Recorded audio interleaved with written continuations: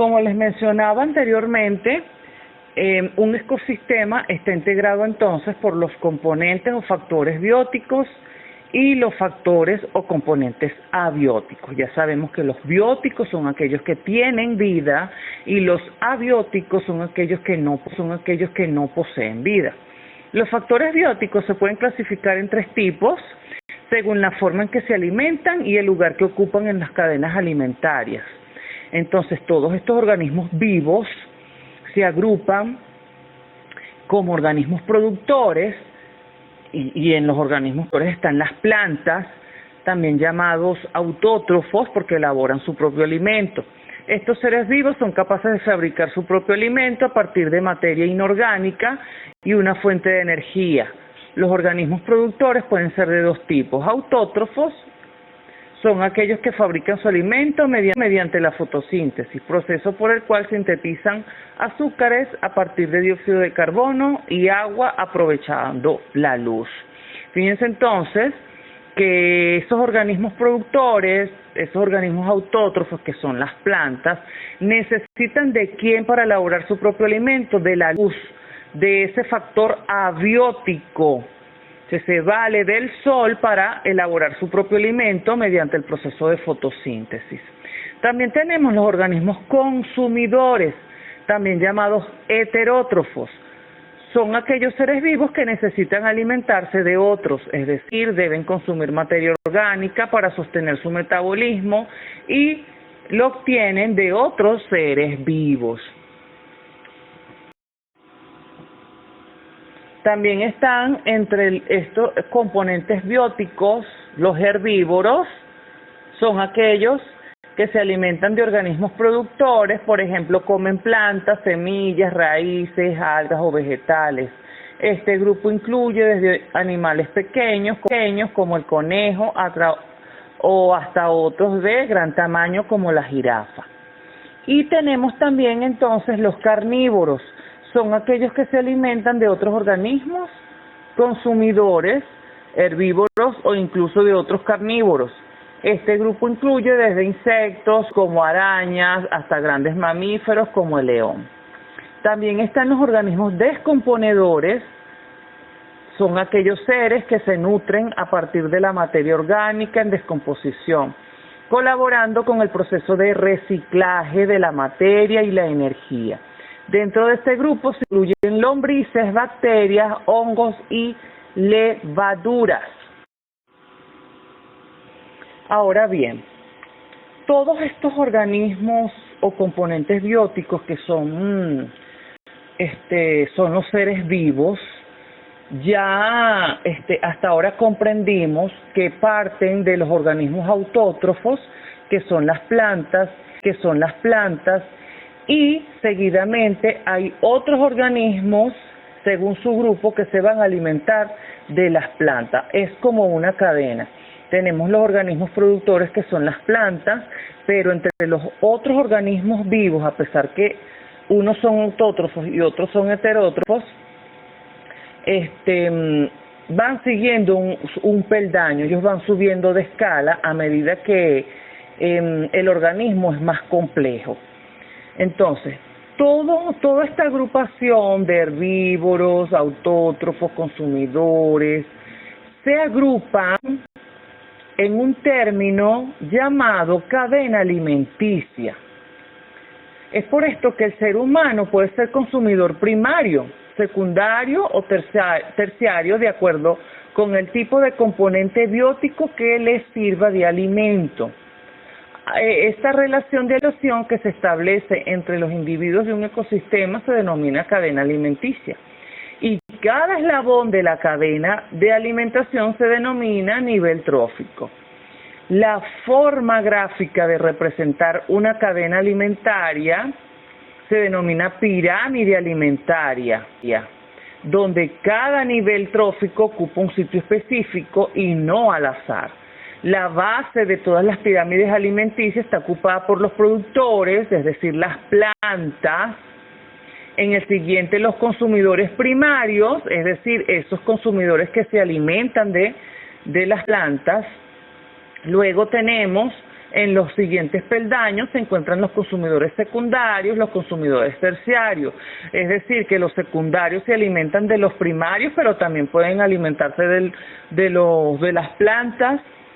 Y los terciarios se alimentan de los secundarios, de los primarios y de las plantas. Los consumidores terciarios y por último los seres humanos que pueden alimentarse de cualquier nivel. El ser humano se puede alimentar desde el primer eslabón, que son los organismos autótrofos, las plantas, hasta animales que se encuentran en los consumidores primarios y secundarios.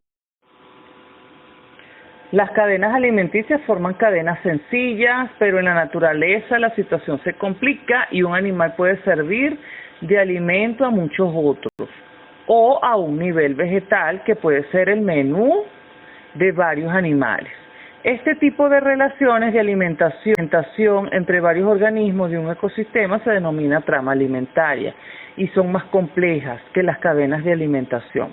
En las cadenas alimenticias se produce transferencia de materia y energía, aunque no sea fácilmente apreciable por los seres humanos. Un ejemplo de esto, fíjense, miren el ejemplo, y en la prueba van a salir ejemplos o ejercicios referidos a estos ejemplos. Cuando un puma devora un venado para satisfacer sus necesidades, se produce una transferencia de materia y energía de un nivel trófico primario a uno secundario. ¿Ves? La energía en la cadena alimentaria. ¿Qué proporciona? Si es una cadena alimentaria, y hacemos un breve reforzamiento acá, recordemos que los alimentos son la principal fuente de energía de todos los organismos vivos. Sin alimento, ningún organismo puede sobrevivir mucho tiempo. Se puede mantener con agua, pero no mucho tiempo. Luego viene la descomposición hasta morir. Entonces, la principal fuente de energía son los alimentos. Y en el caso de los organismos vivos, es decir, los organismos bióticos, la principal fuente de energía es el sol, la luz proveniente del sol. Entonces, todos los organismos requieren energía. Los animales deben buscar la energía necesaria en el ambiente para crecer, reproducirse, respirar, etc. Es decir, todas las funciones que debe de ejercer todo ser vivo. Las plantas, en cambio, pueden obtener sus alimentos a partir de la principal fuente de energía en la tierra, el sol. Realizan mediante el proceso de fotosíntesis, ¿ok? Las plantas en este caso pues no tienen que ir en busca de cazar, ni obtener, ni nada por el estilo, sino que ellas mediante la luz del sol van a utilizarla para elaborar su propio alimento, que es la glucosa, a partir del proceso de fotosíntesis.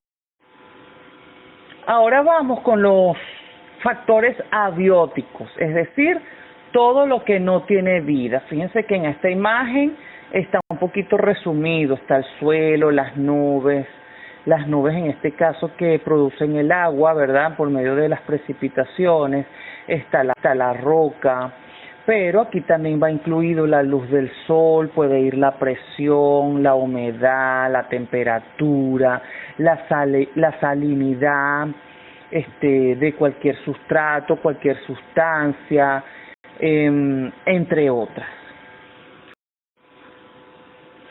Los componentes abióticos, entonces, son aquellos factores que no tienen vida.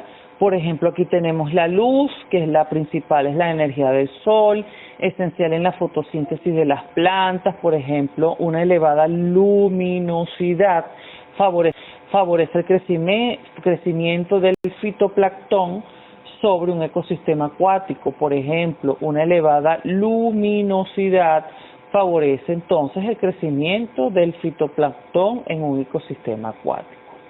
Tenemos el relieve o altitud, son las condiciones geográficas del terreno con su altitud. Tenemos la presión, que es un aspecto físico del agua relativo según la profundidad del mar, que limita la vida de muchas especies. El agua es esencial para toda la vida y además un factor limitante en ciertos ecosistemas.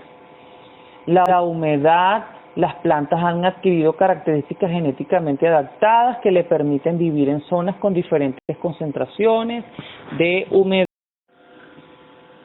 También está el viento, puede cambiar la temperatura de una región o puede aumentar el nivel de pérdida de agua de una especie por transpiración o evaporación, el tipo de suelo y rocas, por su estructura física, por ejemplo, más dura o menos dura, el pH, es decir, si es ácido o no es ácido, y composición del suelo y las rocas limitan la distribución de las plantas y por consecuencia de los animales que se alimentan de estas. La temperatura y calor, bueno, la temperatura tiene efectos en el metabolismo, acelera la velocidad de las reacciones bioquímicas. Ahora, de esta manera, damos por culminado esta parte. Esta es una pequeña parte de este gran contenido que es el ecosistema.